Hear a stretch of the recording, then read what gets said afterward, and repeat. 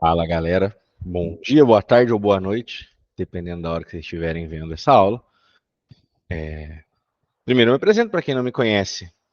Eu sou o Aislan, sou médico, formado pela Universidade de Buenos Aires e dou aula para a galera, sigo a galera da Barceló desde 2019. Então, um pouquinho a gente conhece da cátedra. Sejam bem-vindos à primeira aula de fisiologia. Nessa matéria que a gente vai aprender o quê? Né? O que é fisiologia? Basicamente, fisiologia é o estudo dos sistemas de maneira normal, como o corpo funciona normalmente. E é isso que torna a fisiologia uma matéria extremamente importante. Porque aqui, quanto mais vocês souberem como o corpo funciona normal, mais fácil é para descobrir quando o corpo falha ou onde falha alguma coisa do corpo, gerando uma patologia. Tá? Fisiologia é uma matéria que vai junto com vocês ao longo de toda a carreira, tanto universitária quanto médica. É uma matéria bem importante. E é uma matéria muito longa, então custa, levem ao dia, porque é uma matéria longa mesmo. É a segunda matéria mais longa da carreira, tá? Mais longa que fisiologia, só medicina interna. Então, falamos um pouquinho, hoje a gente vai ver o primeiro teórico da faculdade, que é o teórico de biomembranas. É um teórico muito de conceitos, tá, galera? Muitos conceitos soltos que vocês têm que saber. Não é um teórico muito tomado, nem no choice, nem no oral. Mas o que acontece é que, às vezes, se vocês estiverem explicando alguma coisa e errarem, aí eles vão para o conceito e é aí que vocês têm que saber esse teórico, tá? Então, sem mais delongas, vamos lá. Hoje a gente vai ver o teórico de biomembranas, certo? E começamos pelo o que é uma célula. Ao longo da cursada, vocês vão ver que minha letra e meus desenhos não são os melhores do mundo, mas espero que dê para vocês entenderem, certo? Quando a gente fala de célula, né, as organelas, que seja. Não vão ficar perguntando muito para vocês, célula e tudo. O que vocês têm que saber como conceito é que a célula, ela é a unidade funcional e estrutural de todos os órgãos e de todos os tecidos. Por que funcional, né? Pô, vocês já viram, estudaram histologia, sobretudo, que cada órgão vai cumprir sua função. O fígado vai cumprir uma função, o coração vai cumprir uma função e tudo. Quem faz essa função, quem cumpre essa função, é a maquinária que está dentro de cada célula. Por exemplo, no coração, nós temos quem? Os miocardiocitos, que tem função o quê? Contração. Essa é a função, tá? Se a gente for para o rim, a gente tem as células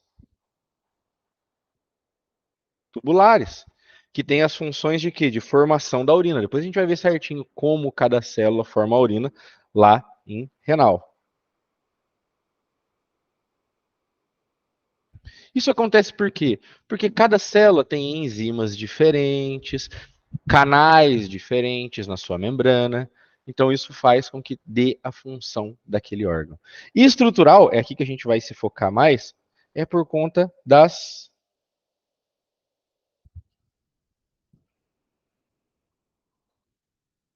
membranas, certo? A membrana plasmática, que dá a estrutura, a rigidez de cada célula, também vai dar forma a essa célula. Então é aqui que a gente vai ter toda a estrutura de órgãos. Ah, o fígado é daquele jeito porque os hepatocitos todos têm uma construção estrutural, certo? Então, essa é a importância. Essas membranas, elas também vão separar o nosso corpo em compartimentos. E é aqui que a gente vai se focar um pouco nos compartimentos corporais, tá?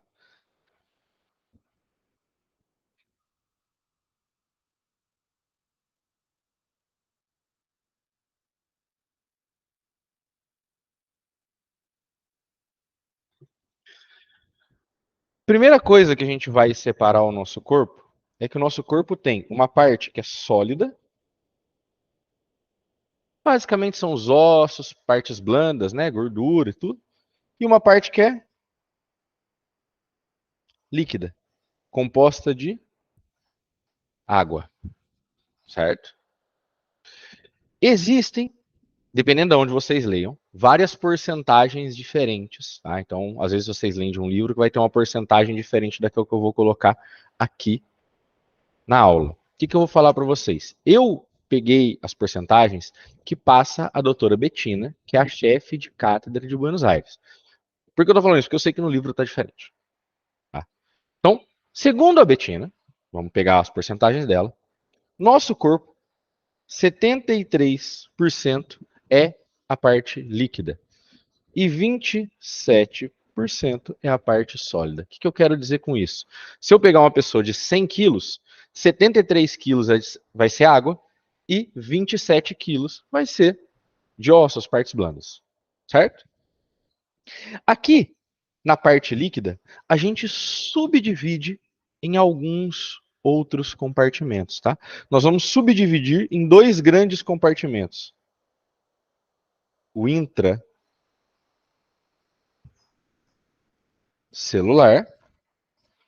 e o extracelular. Então, nós subdividimos nesses dois grupos. Aqui no intracelular, vocês também podem ver como escrito LIC. Líquido intracelular. E o extracelular pode estar escrito como LEC. Líquido extracelular. Tá? O intracelular, desses 73%, 56% é líquido intracelular. Olha só como é importante isso. Mais da metade do nosso peso corporal é de líquido que está dentro das células. As células são os principais locais onde nós temos água. E do líquido extracelular, a gente ainda vai subdividir em mais dois compartimentos. Primeiro, se eu tenho 56 aqui, me sobrou 17% para o líquido extracelular, para chegar no 73%. O líquido extracelular, a gente ainda subdivide em mais dois compartimentos. O intersticial e o intravascular.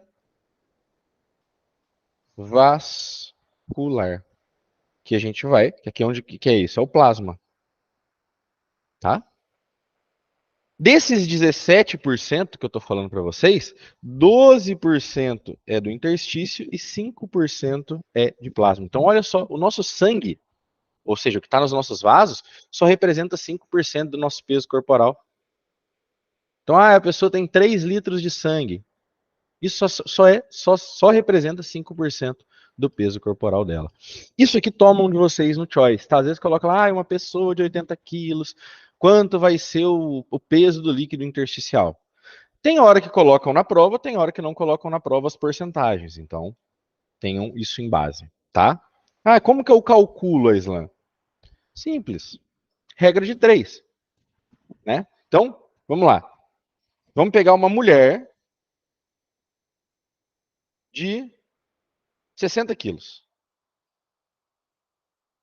E aqui a gente vai multiplicando. Se a mulher tem o peso corporal dela de 60 quilos, quanto é 73%? Eu multiplico esse 60 por 0,73 e me dá aqui 43,8 quilos é de água.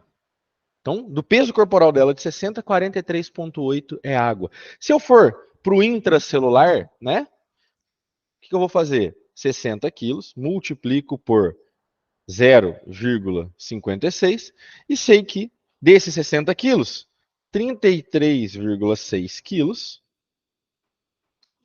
é o líquido intracelular. Agora, use 17. 60 quilos vezes 0,17. 10,2 quilos são de líquido extracelular. E aí, a gente pode ir até o intersticial. 60 vezes 0,12. 7,2, perdão, quilos são de líquido intersticial. E quanto sobra aqui? 3 quilos de líquido intracelular. Intravascular, perdão. Assim eu faço todo o cálculo, tá? É isso que pedem para vocês calcularem, tá? Bem, seguimos um pouco mais. Vamos falar da membrana plasmática. A membrana plasmática, como vocês bem sabem, é lá a bicapa lipídica, né?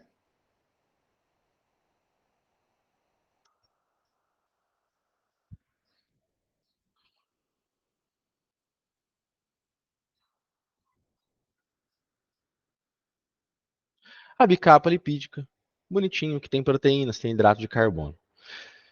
Então, já falamos basicamente os componentes da membrana: os lípidos, as proteínas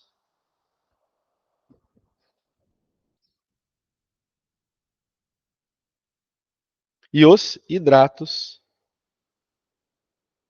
de carbono. Que é os carboidratos, a glucose, tudo que vocês vão ver em bioquímica.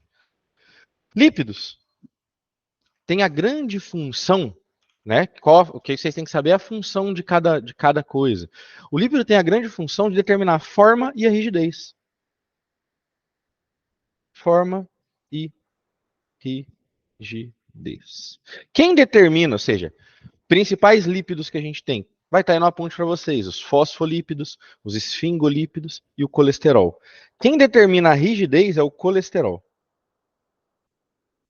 Quanto menos colesterol tiver na membrana plasmática, mais rígida ela é. Quanto mais colesterol tiver, mais fluida ela é. Tá?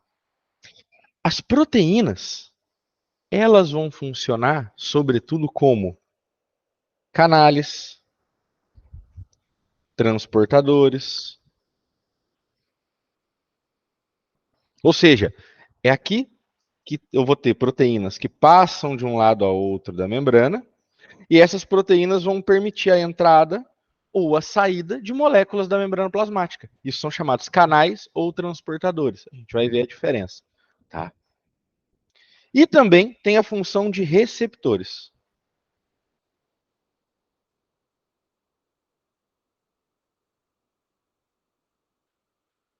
Existem algumas proteínas que vão estar só, por exemplo, aqui na parte de fora, que são receptores. Une uma molécula a essa proteína, esse receptor, abre canais, fecha canais, aí pode fazer um monte de coisa. Os hidratos de carbono, sobretudo, eles funcionam como receptores, muito de hormonas, tá? E eles, a gente vai ver na aula depois de grupos sanguíneos, eles são determinantes dos nossos grupos sanguíneos, sobretudo do nosso sistema ABO, tá? O que é o sistema ABO? Aquilo que vocês, seu grupo é sanguíneo A, seu grupo sanguíneo é B, seu grupo sanguíneo é O, seu grupo sanguíneo é AB. Então quem determina isso são hidratos de carbono. A gente vai ver certinho. E que essa função, gente, essa membrana tem diversas e diversas funções. Reconhecimento de moléculas, organização, forma das células, transporte. Lembrem que por essa membrana a gente passa matéria. Passa líquido, né? A água pode passar, passa gases, passa metais, passa íons. Lembra que essa bicapa ela faz o transporte seletivo. A nossa membrana, nós chamamos ela de semi-permeável. O que é isso? Permite a passagem de algumas moléculas e de outras não. Se permitisse a passagem de tudo, a gente falava que era permeável. Se não permitisse a passagem de nada, não permeável ou impermeável. Como permite a passagem de algumas moléculas e outras não, semi-permeável. Tá? Do que vai depender a permeabilidade? Dos canais, dos transportadores. Quais canais vão estar abertos? Quais transportadores vão estar abertos? Isso vai determinar o que pode e o que não pode passar pela membrana. Tá? Agora começamos os conceitos. O primeiro conceito que vocês têm que saber é o conceito de equilíbrio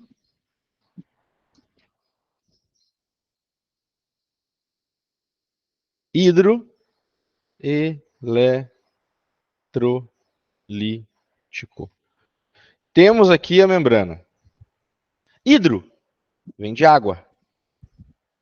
Eletrolítico vem de íons. Como vocês bem sabem, íons são moléculas carregadas, né, com alguma carga elétrica, seja positiva ou negativa. A gente vai falar um pouquinho já.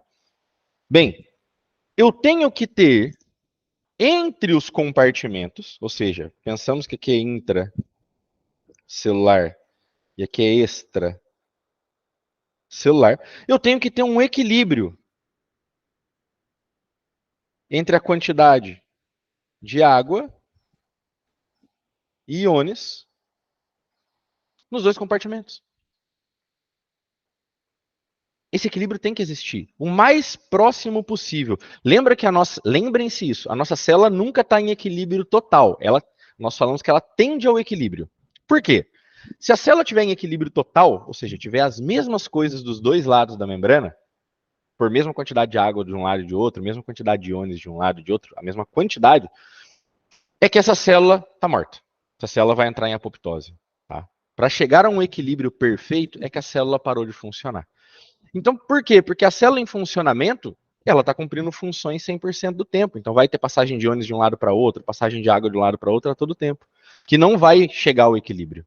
Se chegar, é que a célula está morta. Tá? Nós só tendemos ao equilíbrio. Se a gente tenta chegar, mas não consegue, porque sempre vai ter algum processinho na célula que tira ela desse equilíbrio. Tá? E aí a gente vai para outro princípio. O princípio da eletroneutralidade. Bem, para falar de princípio da eletroneutralidade, eu tenho que falar de cargas. Quem tem cargas? Os íons. Lembrem-se que os íons, eles podem ter cargas positivas e cargas negativas. Os íons que possuem cargas positivas, nós vamos chamar de cationes. E os íons com cargas negativas, aniões. Quem são os principais cationes? Sódio, potássio, cálcio. São os que a gente mais vai ver na cursada.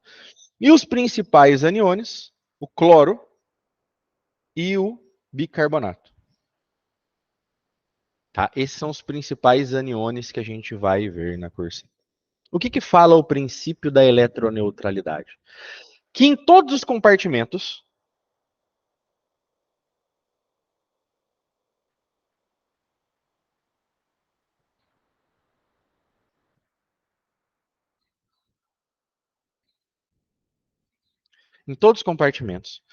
eu tenho que ter a mesma quantidade de cargas, tá?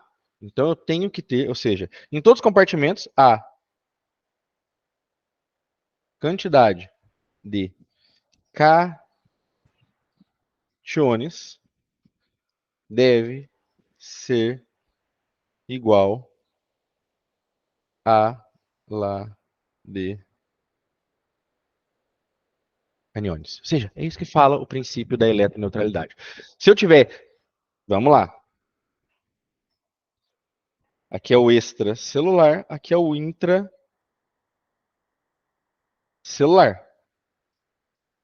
Se aqui eu tiver 100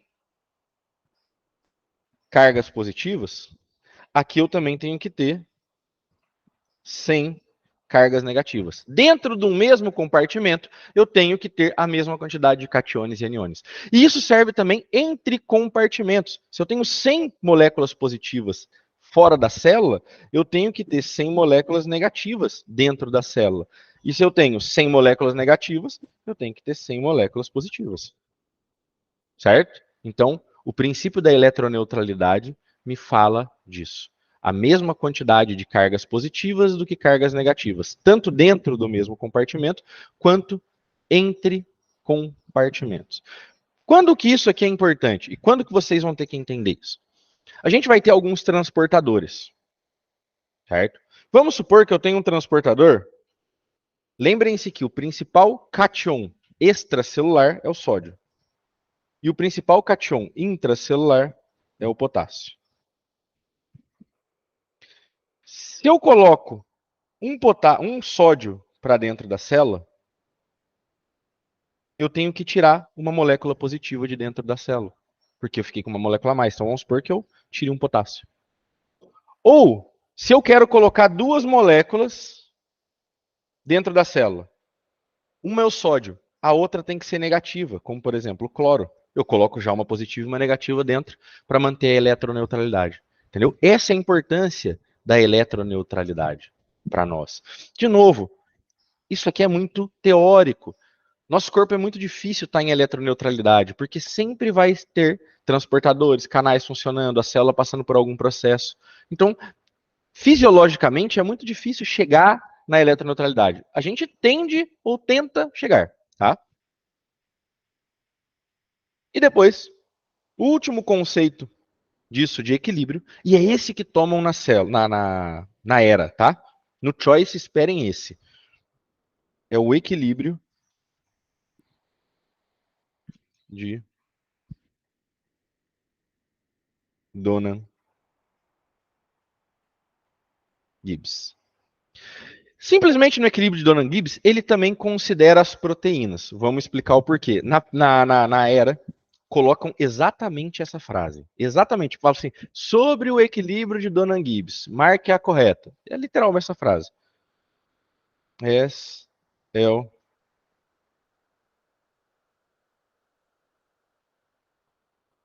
equilíbrio que se produce entre produce entre los iones que pueden pasar la membrana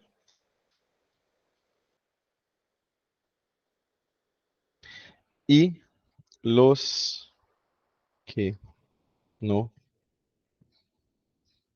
pueden. O que ele está falando isso? Quais são os íons que não podem passar a membrana? Proteínas. Proteínas, em geral, têm carga negativa, tá? Então, o que fala Donnan-Gibbs é que, por exemplo, eu tenho que ter um equilíbrio entre tudo, sem cationes, sem anions, sem proteínas. E do outro lado da membrana, a mesma coisa. Sem proteínas, sem cationes, sem anions. É isso que fala Donnan Gibbs. Tá? Bem, saímos do que são os equilíbrios. Vamos nos concentrar um pouco na membrana plasmática. Um próximo conceito, que é o chamado potencial de membrana. Bem, o que é uma diferença de potenciais? O que significa isso? Quais são os nossos potenciais primeiro, né? São cargas positivas e cargas negativas. Se eu tiver diferentes concentrações de potenciais, isso me dá uma diferença de potencial.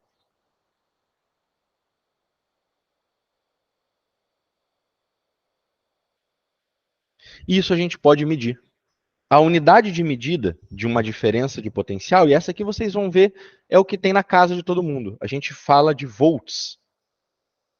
Lembra quando vocês têm tomada 110, tomada 220, ai, meu chuveiro é 220 volts. Esses 220 volts que você tem no seu chuveiro, é que quando você liga lá os cabinhos, né, o positivo, o negativo, me dá uma diferença de cargas. E essa diferença de cargas a gente consegue medir. Na membrana é a mesma coisa. Na membrana, como funciona? Eu tenho mais cargas positivas fora da membrana, pegadas na membrana, e mais cargas negativas dentro. A membrana funciona como um ímã. A capa dela é fininha, então de um lado pega um tipo de carga, do outro lado pega outro tipo de carga. Positivo fora, negativo dentro. Isso a gente consegue medir. Só que aqui é pequena a diferença, tá? A gente não mede em volts, a gente vai medir em milivolts. Tem várias células que têm diferentes potenciais de membrana. Mas vamos pegar aqui como referência que o potencial de membrana normal em repouso é menos 70 milivolts. Isso aqui seria uma célula que não está fazendo nada. Estou lá descansando, não tem nenhum processo acontecendo. Essa diferença geraria menos 70 milivolts. Certo? Bem, o que acontece? Tá? Nessa célula, possui canais, possui transportadores, então vai acabar entrando e saindo moléculas. Se entra a molécula positiva, quem é a molécula positiva principal extracelular? Sódio. O sódio começa a entrar. Se entra sódio, vai ficar com mais carga positiva aqui dentro. Então, esse potencial de membrana vai ficar mais positivo. Então, por exemplo, se era menos 70 milivolts, quando começa a entrar sódio, ele vai ficando mais positivo. Menos 50, menos 30, 0, mais 10, pode ficar até positivo. Como esse potencial ficou mais positivo do que o normal, nós chamamos esse processo de despolarização. Tá? Então, despolarização é a membrana ficar mais positiva do que o seu potencial de repouso. Isso acontece porque entram cargas positivas. Eu também posso tirar cargas positivas da minha membrana. A principal carga positiva intracelular é o potássio. E o potássio pode sair. Se o potássio sair, que são cargas positivas, eu vou ficar mais positivo aqui fora e menos e mais negativo aqui dentro. Então isso vai fazer com que a membrana fique mais negativa. Então, em vez de menos 70, ela vai ficar lá menos 100, menos 110.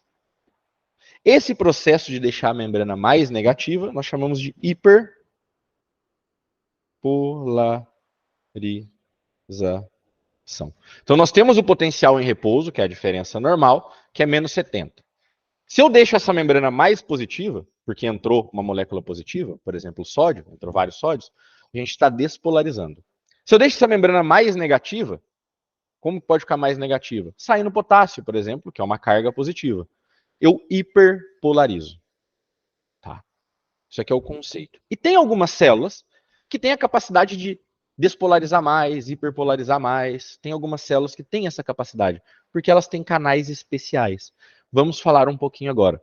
Esse conceito, esse próximo conceito que eu vou falar, nós temos aula disso, aula inteira. Só que eles explicam, dão uma introdução para vocês agora, então eu também vou dar essa introdução.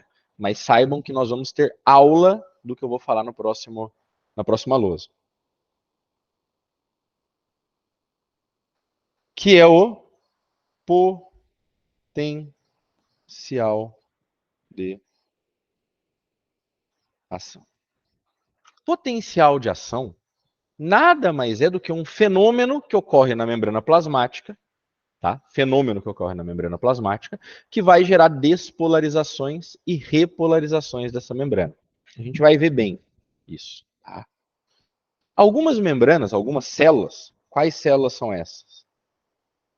As neuronas e os miocardiocitos.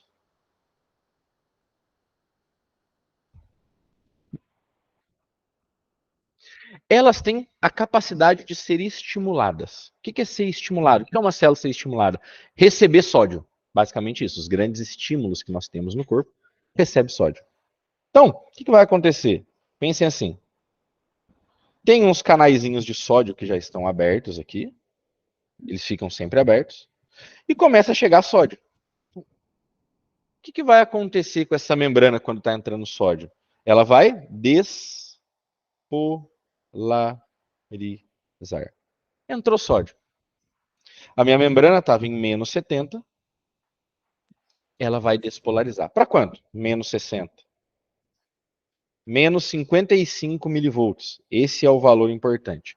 Mais ou menos 15 milivolts em cima do potencial de repouso. Essas duas células, elas começam a abrir mais canais de sódio. Então vamos supor, se eu tinha 30 canais abertos, agora elas começam a abrir um monte de canal de sódio. Um monte. Esses canais não se abriram quando eu cheguei a um potencial de membrana específico, que era o menos 55. Então, esses canais que dependem de uma voltagem para se abrir, nós vamos chamar de canais voltagem dependentes. Essas duas células têm esses canais voltagem dependentes. Então, se eu abrir agora 300 canais de sódio, o sódio vai poder entrar e vai despolarizar muito essa célula. Vamos ver num gráfico como fica isso. E daí fica mais claro.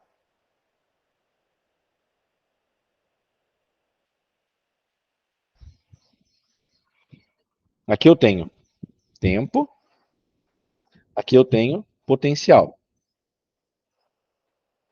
em milivolts e tempo em milissegundos. A célula estava lá no menos 70, menos 55, e aqui vamos colocar um mais 30, que é o importante para nós.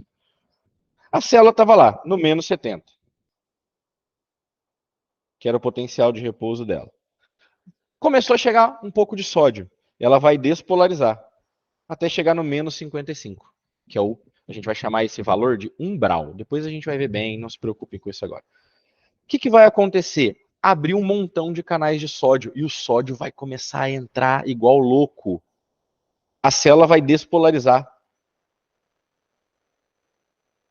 Porque aqui teve muita entrada de sódio. Porque abriram os canais de sódio voltagem dependentes. O que vai acontecer?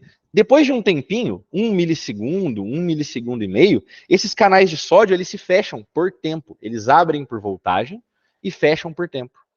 Deu 1 milissegundo, os canais voltei a fechar. Então eu não consigo mais passar o sódio. Só que agora a minha membrana está despolarizada. Eu tenho que voltar ela para o estado inicial. Vocês podem falar, pô, Islam, simples, só tirar o sódio.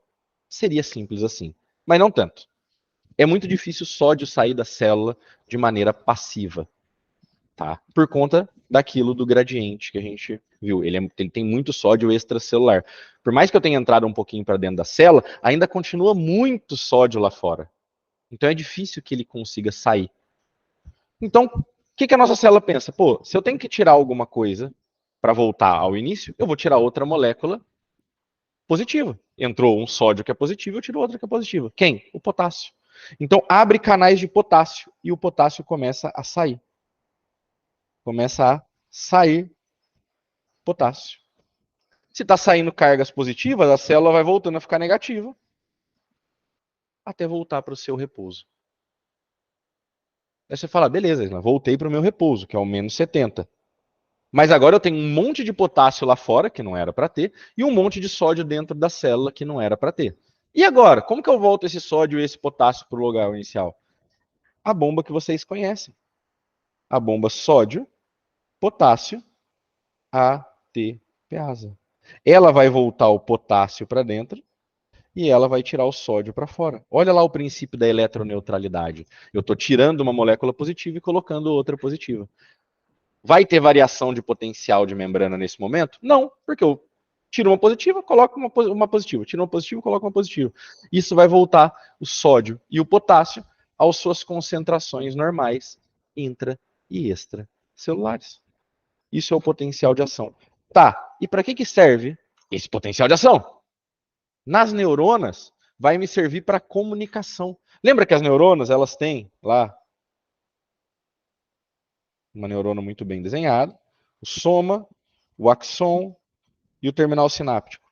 Aqui no axon, para passar informação por ele, eu vou gerando vários potenciais de ação. E essa informação chega até o terminal sináptico, e aqui essa neurona pode fazer sinapses com outra neurona que vai estar aqui. No músculo tem um pouquinho mais, que além de passar informação, também ajuda na contração muscular. Como do miocardiocito é um pouco mais complicado, depois a gente vê na aula de coração, na aula de miocardiocito. Mas atentos ao conceito, tá? Porque isso é importante. É um fenômeno elétrico, isso aqui ocorre na membrana plasmática, despolarização e repolarização, e acontece mais ou menos dessa maneira, tá? Aí, teve um cara, o Nernst, que ele falou assim, pô, gente, Eu sei que a membrana é permeável a vários íons, ao sódio, ao potássio, ao cloro, dependendo dos canais e transportadores que estejam abertos. Mas, e se por um acaso eu pegar uma membrana e deixar ela permeável só a um íon? O que vai acontecer? Aí, por exemplo, ele pegou o sódio e falou, pô, na minha membrana plasmática eu só coloquei canais de sódio. O que vai acontecer? Ele viu que se ele fosse permeável a só um íon, esse íon tenderia a chegar no seu equilíbrio. O que é isso? Ter a mesma concentração dos dois lados da membrana. Por exemplo, se aqui eu tenho 100 sódios, aqui eu vou ter 100 sódios também. Ele viu isso e falou, caramba, se eu tivesse a permeabilidade a só um íon, esse íon ia equalizar as duas concentrações. Ele falou, pô, que interessante. E o que acontece com isso? O potencial de repouso da membrana muda. Lembra que o potencial de repouso era menos 70? Era menos 70 porque eu tinha vários íons. Agora, se eu fosse permeável só ao sódio, o potencial de membrana seria mais 55 milivolts. É isso que ele descobriu. Que se eu fosse permeável a só um íon, o meu potencial de membrana mudaria. Ele teria para cada íon um potencial específico. Do que depende isso? Do tipo de carga e da quantidade de canais e transportadores que eu tenho para cada íon. Então, ele viu de vários. Vocês precisam saber o potencial NERST de 4 íons: do sódio, do potássio, do cloro e do cálcio. Tá? Do sódio, já falei, mais 55 milivolts. Do potássio, menos 90 milivolts. Do cloro, menos 70 milivolts. E do cálcio, mais 123 milivolts. Tá? Bem, depois disso eu deixei aí, quem tiver no apunte vai poder ver, que é óbvio que a célula não é permeável a um íon só, ela é permeável a vários íons. Aí vem um cara que chama Goldman Hodgkin Katz, que criou uma fórmula para calcular o potencial de membrana. Não se preocupem, não vão pedir a fórmula para vocês. Mas existe alguns doutores no oral que perguntam: o que significa a equação de Goldman-Hodgkin? Aí se falar, é simplesmente uma equação onde leva em conta os principais íons e a gente pode calcular o potencial em repouso. No aponte eu deixei a fórmula para vocês igual, mas fiquem tranquilos, nem leiam a fórmula, porque não tomam, tá? Vamos ao importante. Acho que daqui é o tema, o que eu vou explicar agora é o tema que mais tomam de toda essa parte da aula, que é o transporte.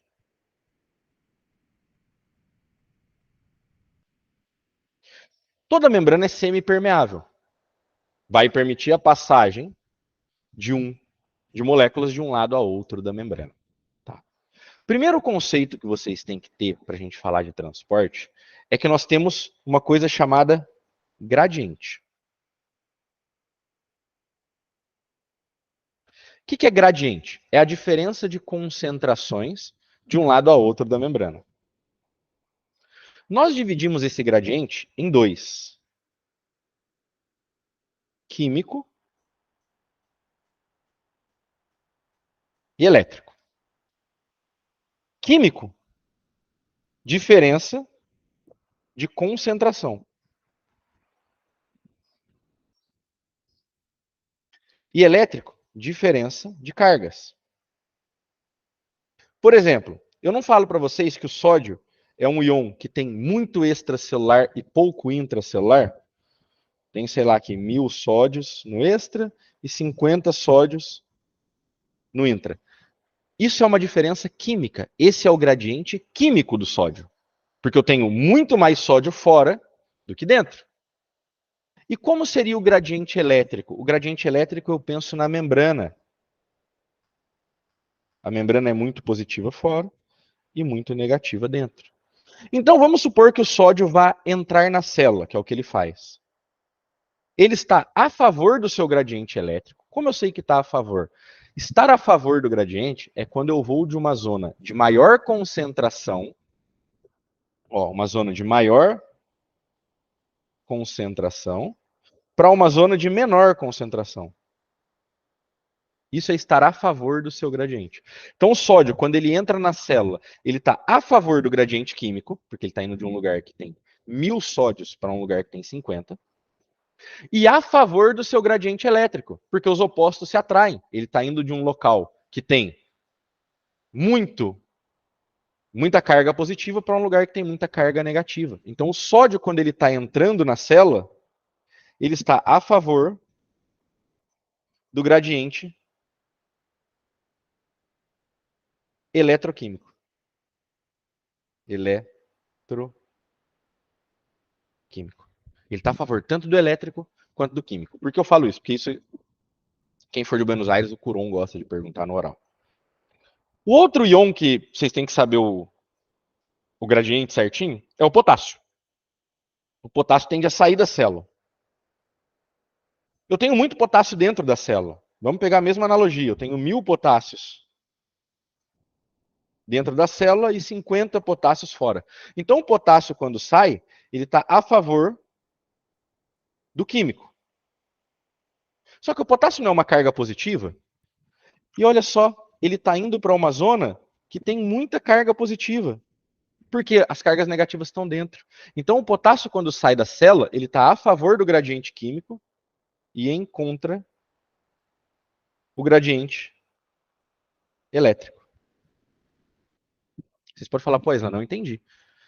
Por que então, se ele está a favor de um e contra do outro, por que ele vai sair? Porque o gradiente químico do potássio é muito maior do que o elétrico. Tá? Então, como eu tenho esses dois gradientes e o químico é muito maior, ele sai por conta da diferença de gradiente químico. Beleza? Então, pensem nisso. Quando eu estou indo a favor do meu gradiente, ou seja, de uma zona de maior concentração para uma zona de menor concentração, eu não gasto energia nenhuma. Eu só vou pelo fluxo. Pensem vocês num metrô lotado lá na Pueyrredon, 6 da tarde.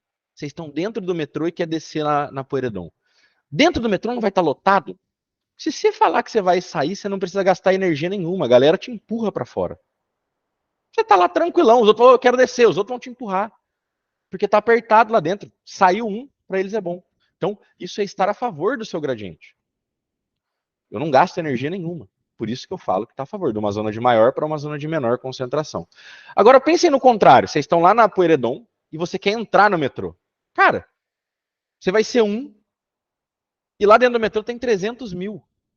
Então você vai ter que fazer um super esforço para conseguir entrar nesse metrô. Você vai ter que empurrar os outros para conseguir entrar. Então, se eu vou numa zona de menor concentração, que era de fora do metrô, para uma zona de maior concentração, que é a galera lá dentro, eu tenho que gastar energia. Isso é ir em contra o gradiente. Tá? Que a gente vai falar bem disso agora. Então, o transporte, a gente divide em dois. No passivo e no ativo. Passivo é quando eu estou a favor do gradiente.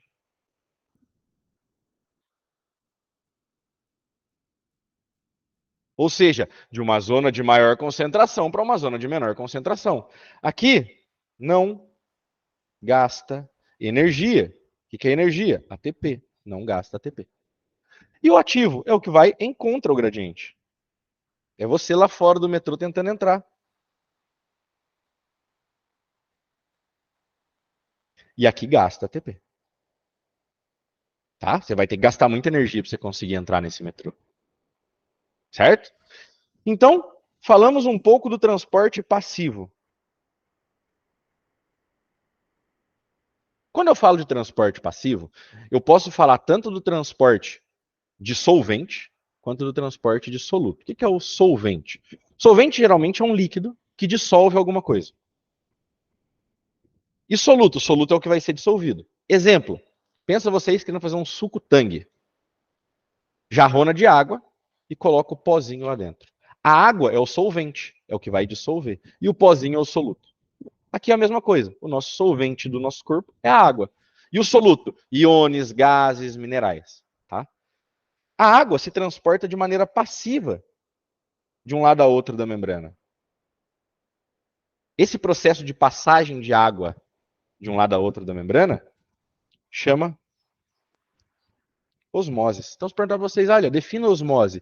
É essa passagem de um lado a outro da membrana, de maneira passiva, pela água. Ou seja, ela vai do local de maior concentração para o local de menor concentração, porque é transporte passivo.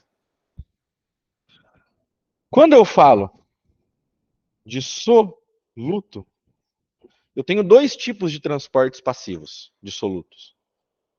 A difusão simples e a difusão facilitada.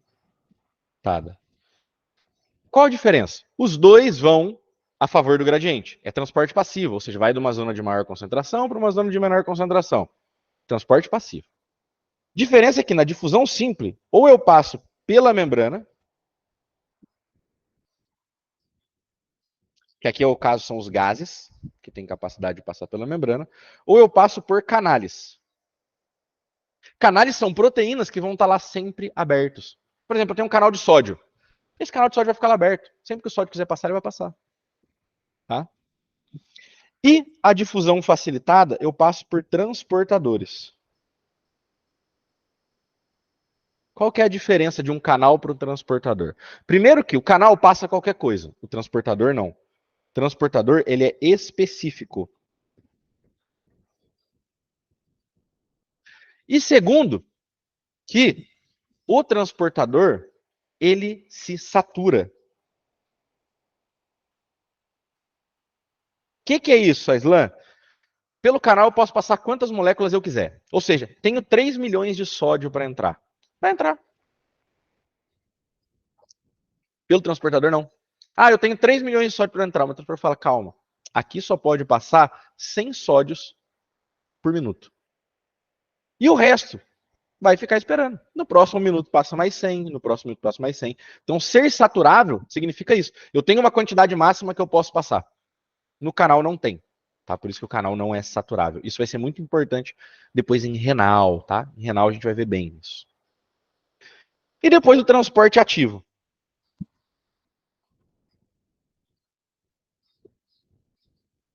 E o transporte ativo a gente vai dividir no que seria primário.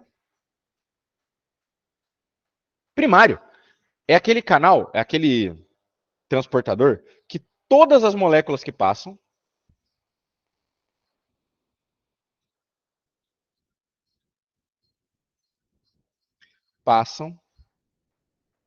em contra o gradiente. Todas as moléculas que passarem vão em contra o gradiente. Aqui dá lugar às bombas. A principal bomba, sódio, potássio, ATP, asa. Tem a bomba. O sódio é um íon extracelular e o potássio intracelular. Então o que faz essa bomba? Joga o sódio para o extracelular, ou seja, eu já tenho muito sódio e eu vou colocar mais sódio lá. Está em contra o gradiente. E coloca o potássio para dentro da célula. Ou seja, eu já tenho muito potássio dentro e eu quero meter mais potássio para dentro.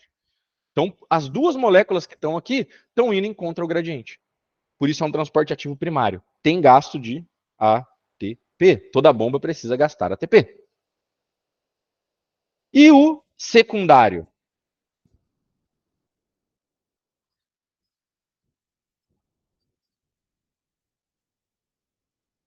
O secundário passa uma molécula a favor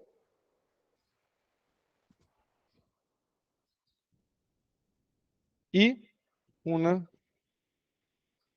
em contra. Olha lá, no transporte secundário vão passar duas moléculas, só que uma está a favor e uma está em contra. Exemplos. A gente tem dois tipos de transporte secundário.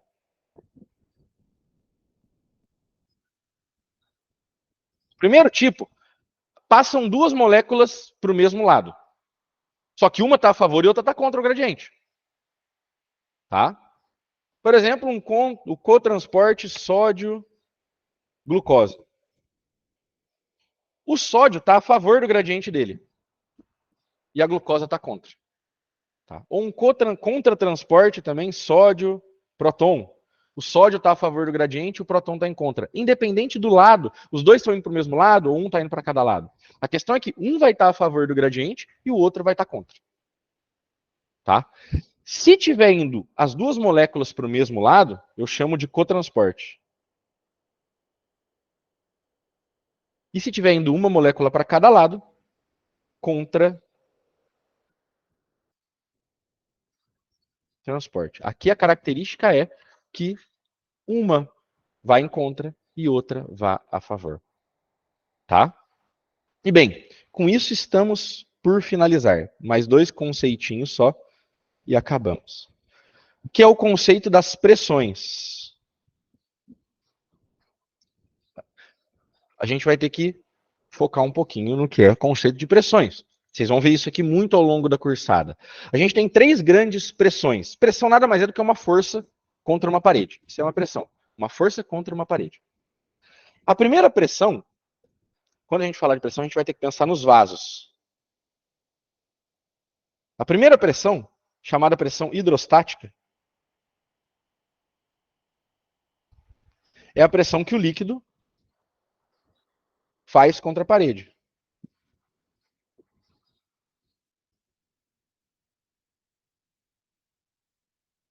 Por exemplo, aqui eu tenho sangue. Esse sangue vai se chocando contra a parede. Quanto maior a pressão hidrostática, quanto mais o líquido empurrar a parede, mais chance ele tem de sair dela. Então, quanto maior a pressão hidrostática, maior risco de líquido sair. Tá? Se esse líquido consegue, esse líquido vai se concentrar no interstício e vai gerar uma patologia chamada edema. Por exemplo, quem aqui já foi picado? Todo mundo já foi picado por um mosquito. Picou no mosquito. Não incha aquela parte? Aquela parte que está inchada é porque a picadura do mosquito aumenta um pouco a permeabilidade do vaso, o líquido consegue sair e ficar ali, e essa inchação, esse inchado, chama edema. Isso é um edema. Tá? Próxima pressão. A pressão osmótica.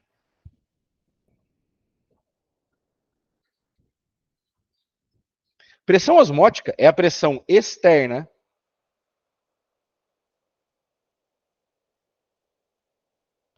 que hacen los solutos para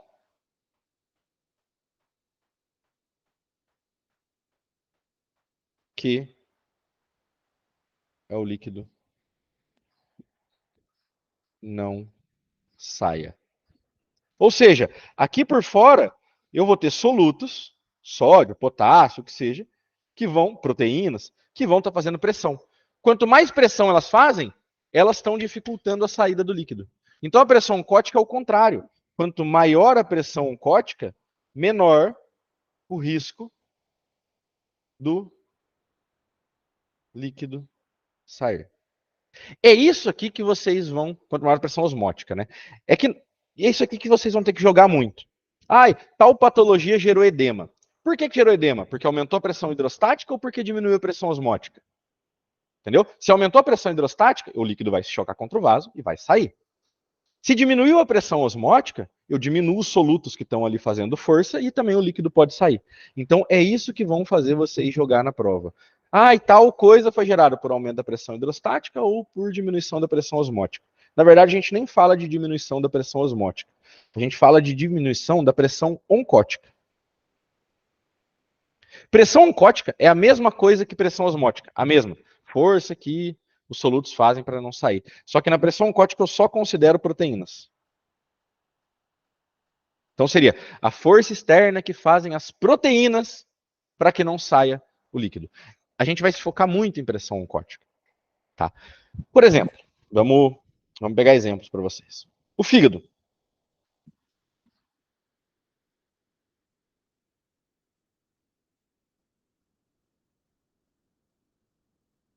Sintetiza proteínas. É o órgão que mais sintetiza proteínas no nosso corpo. É o fígado. Se esse fígado entra com algum problema, por exemplo, uma cirrose, pacientes que bebem muito, que vão ter cirrose. Tchau, fígado. Ao diminuir a síntese de proteína, eu diminuo a pressão oncótica. E isso faz com que o sangue saia do vaso gerando edemas. Por isso que um paciente cirrótico tem edemas. Tá? Um exemplo de uma diminuição da pressão ótica, uma cirrose. Agora, por outro lado, vamos supor que eu tenha um aumento da pressão hidrostática. Quando? Certo?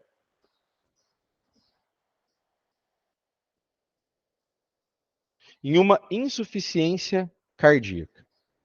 O coração reduziu a batida dele. Se esse coração reduz a batida, está em insuficiência, ele não está conseguindo funcionar direito, o que eu tenho por trás do coração? Os pulmões. Então pensem aqui no ventrículo esquerdo, que não consegue bombear sangue. Então vai começar a acumular sangue no ventrículo esquerdo, que ele não está conseguindo bombear. Aí, por trás do ventrículo esquerdo não tem a aurícula esquerda? Vai começar a acumular sangue na aurícula esquerda. Por trás da aurícula esquerda não tem as veias pulmonares? Vai começar a acumular sangue nas veias pulmonares. Até que vai começar a acumular sangue nos capilares pulmonares. E como o capilar é muito fininho, esse acúmulo de sangue aumenta a pressão hidrostática e faz com que esse plasma saia todo para o interstício do pulmão. Isso vai gerar uma patologia que chama edema pulmonar. Edema agudo de pulmão também, vocês podem ler. Tá? Só para que vocês tenham como exemplo. Depois a gente vai ver nos determinados módulos. Tá? E por último, a definição de tonicidade. Aqui na tonicidade é muito importante que vocês entendam uma coisa. A gente vai ter que olhar a solução. Então, como que a gente vai ver isso? Tem um pote. Dentro desse pote eu tenho células. E aqui eu tenho uma solução com água e soluto, igual no nosso sangue. E eu vou comparar a quantidade, tá, de solutos, comparar solutos intra e extracelular. Eu faço essa comparação. Quanto dos solutos tem de um lado a outro? Se eu tiver a mesma quantidade, eu falo que essa substância é isotônica. Tá? Tem a mesma quantidade de solutos dentro e fora da célula.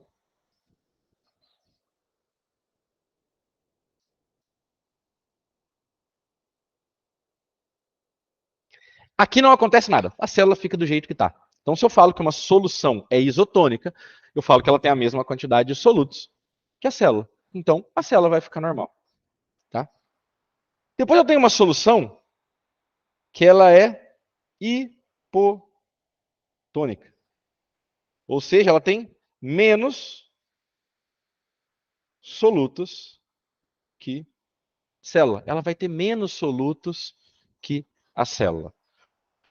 Ou seja, na minha solução eu tenho 200 solutos e nas minhas células eu tenho 300 de soluto. Ou seja, a minha célula tem mais soluto. O que vai acontecer? A água vai tentar entrar na célula para dissolver esses solutos a mais. Então, numa solução hipotônica, eu tenho menos solutos que na célula, a célula vai estar com mais soluto, e a água vai tentar entrar na célula para dissolver esse soluto. Então, na solução hipotônica, a célula vai inchar. Eu tenho uma célula de maior tamanho, essa célula vai ficando gigante, porque vai entrando água nessa célula. Tá? Vai entrando água nessa célula. E depois, por último, agora é só pensar o contrário, eu tenho a solução hipertônica. É aquela que tem mais solutos.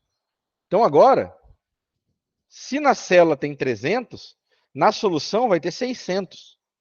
Vou apagar aqui, né? Na solução vai ter 600. Então o que vai acontecer? Agora a solução tem mais solutos. A água vai tentar sair da célula para dissolver esse soluto que está na solução. Então a célula seca. A célula vai ficar com menos água do que ela deveria. A célula seca. Essa é as comparações de tonicidade. Isso aqui nunca tomo de vocês, fiquem tranquilos. É mais porque vamos falar na primeira aula. E com isso, gente, a gente termina o nosso TP de biomembranas. Espero que vocês tenham gostado, tá? Lembrem-se que fisiologia é uma matéria grande, uma matéria difícil, mas é uma matéria linda, certo? Vocês não devem temer fisiologia, não devem ter medo. Vocês devem simplesmente compreender. E agora a gente vai começar os estudos, que é a hora que vocês vão compreender mais, e a cada vez que vocês compreendem mais, vocês têm menos medo da matéria. De novo, sejam bem-vindos. Qualquer coisa, só me escrever e até a próxima aula. Espero que vocês gostem.